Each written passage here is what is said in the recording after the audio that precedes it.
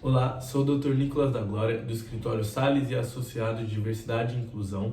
Já estamos nos finalmente da ação civil pública, onde estamos fazendo a análise. Como já foi passado para vocês, tanto por escrito como por áudio, a empresa e o Ministério Público fizeram um recurso para a instância superior. A empresa, em especial, ela fez um embargo de declaração, pois entendeu que o juiz estava sendo omíssil e não tinha observado todas as provas apresentadas. Porém, o juiz ele entendeu que ele não aceitou esse embargo, ele rejeitou, não acolheu, na verdade, por entender que a empresa, que ele já tinha observado sim todos os recursos, todas as provas, e que a empresa estava apenas inconformada com a decisão e essa não seria a medida cabível. Por isso, tanto a empresa quanto o Ministério Público fizeram recurso para a instância superior. Quanto aos tópicos, a empresa, no recurso dela, especialmente, ela alegou negativa de jurisdição, alegando que o juiz ele não tinha observado todas as provas e assim ele não tinha julgado, observado todos os elementos. Porém, os desembargadores eles reiteraram o artigo 93, inciso 9 da Constituição Federal, onde afirma que o juiz ele tem uma total liberdade para valorar as provas e todos os elementos. E nesse caso o juiz tinha analisado todas as provas e o juiz tinha mostrado até mesmo as provas testemunhais que havia no processo. O juiz até citou especialmente algumas frases das testemunhas. Então o desembargador relator entendeu que sim, o juiz já tinha valorado todas as provas e que não havia negativa de jurisdição, como afirmava a empresa. Quanto às cotas, a empresa também recorreu contra as cotas, afirmando que que o juiz estava errado, pois ela fazia diversas medidas, tentava os PCDs que não haviam qualificação, às vezes para entrar na empresa dela, que a empresa dela precisava de um valor técnico, intelectual, e muitas das vezes os PCDs não haviam isso, e reiteraram também a possibilidade dos PCDs desistirem de entrar no mercado de trabalho por receber o benefício da prestação continuada, que é o BPC.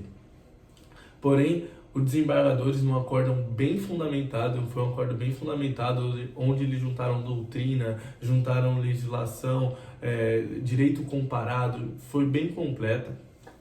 E, primeiramente, vamos dividir em tópicos essa parte das cotas.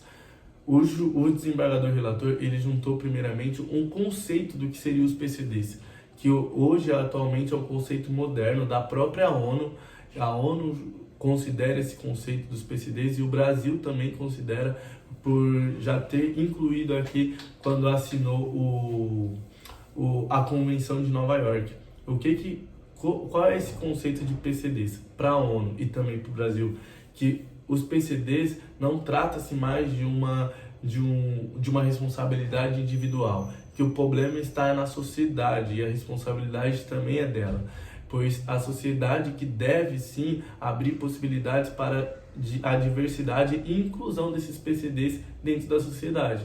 Então, a empresa também faz parte da sociedade, logo a empresa deve adequar ela mesma a adaptar essas pessoas. E já que eles estavam alegando que são incapacitados, que não estavam com qualificações suficientes, então caberia à própria empresa qualificá-los. Então o desembargador relator entendeu que a própria empresa então deveria fazer meios para que eles sejam qualificados para entrar em seu quadro de funcionários. E que o benefício de prestação continuada ele é de vulnerabilidade social, é um benefício onde tem um valor muito baixo. E como o desembargador relator disse, aquele que está com benefício de prestação continuada, ele busca uma ascensão social, ele busca crescer no meio social.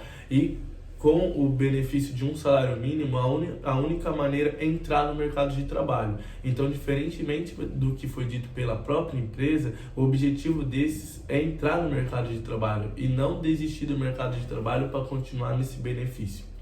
E além disso, o desembargador relator juntou diversos países que também faz parte dessas cotas, onde essas cotas também são aplicadas tanto para empresas privadas quanto empresas públicas, como Portugal, Itália, França, Espanha, são essas e outros países também que foram apresentados, onde também possuem essas cotas, que não trata-se apenas do Brasil, é uma benevolência do próprio Brasil, tá bom? É uma maneira de diminuir a discriminação e aumentar a diversidade e inclusão dessas pessoas.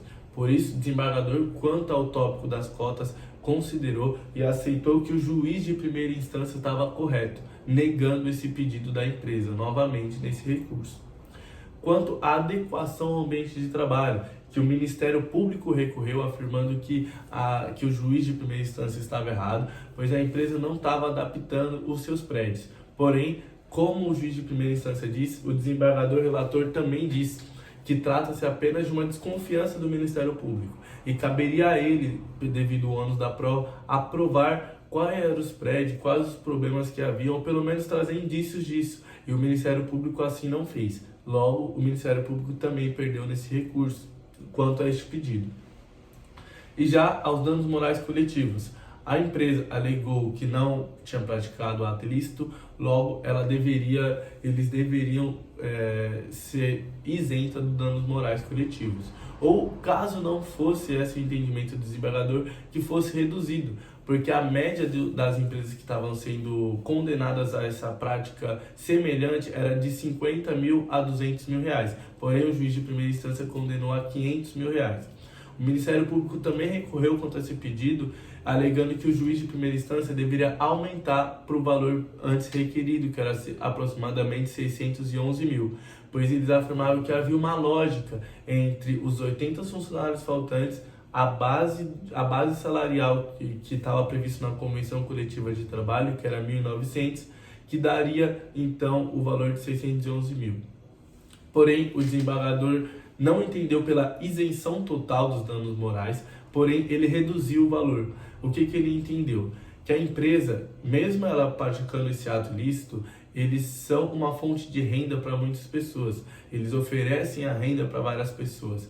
E mesmo ela praticando aquele ato ilícito e ela devendo contratar os funcionários PCDs faltantes e a manutenção destes, o valor estaria muito alto. E também devido ao ambiente que estamos atualmente, do Covid-19. E o Covid-19 vem atrapalhando diversas empresas, as empresas vêm enfrentando riscos que jamais imaginaram, que jamais teriam pensado em enfrentar. Por isso, um valor de 500 mil, o desembargador relator entendeu que seria alto e prejudicial para a própria empresa, podendo até gerar a quebra de contratos com outros funcionários, mesmo sem ser PCDs, e isso traria um risco para a sociedade local, por a empresa ser muito grande e ter um grande poder aquisitivo. Então, por isso, eles reduziram para o valor de 300 mil reais. E tem um tópico nesse acórdão que vale ressaltar porque é muito importante, que o desembargador relator entendeu quanto a cotas, que a empresa não estava fazendo nenhuma medida cabível para contratar os PCDs e que elas deviam fazer. Ele deu o exemplo de um caso onde um possível funcionário que tentaria se candidatar à empresa, ele tinha problemas visuais, ele possuía apenas 6% da visão de um olho apenas. E para poder se candidatar a essa empresa ele precisaria de um sistema NVDA. E a empresa não tinha esse software para a candidatura de PCDs com problemas visuais. E essa empresa ela era subsidiária da IBM, é uma empresa conhecida mundialmente pelo desenvolvimento, venda e criação de software e hardware. E como uma empresa que era subsidiária da IBM não tinha nem mesmo o software para NVDA, onde várias outras empresas de menor porte financeiro ou que não tinha tanta relevância possuía, e essa empresa não. Então o desembargador apenas reiterou isso, deu esse exemplo, mostrou a incapacidade e ineficácia que a empresa estava tendo quanto aos PCDs e à diversidade externa, que eles estavam focando apenas na diversidade interna. Por isso, o acórdão ele manteve todos os pedidos da primeira instância, ele apenas reduziu os danos morais, que estariam em 500 mil na primeira instância, eles reduziu para o pagamento de 300 mil, para não prejudicar em relação ao Covid-19 e buscando também que não prejudicasse, quebrasse contrato com outros funcionários mesmo sem ser PCDs. Então é isso, eu espero que vocês tenham entendido toda essa análise que nós fizemos sobre o caso. Nós trouxemos uma análise bem escrita, a escrita está muito boa, fizemos áudios, fizemos vídeos e gravações para que fosse mais fácil o entendimento, tá bom? Espero que vocês tenham gostado dessa análise e entendido bastante. Salles e Associados, Diversidade e Inclusão agradece. Qualquer dúvida, basta deixar aí embaixo. Muito obrigado.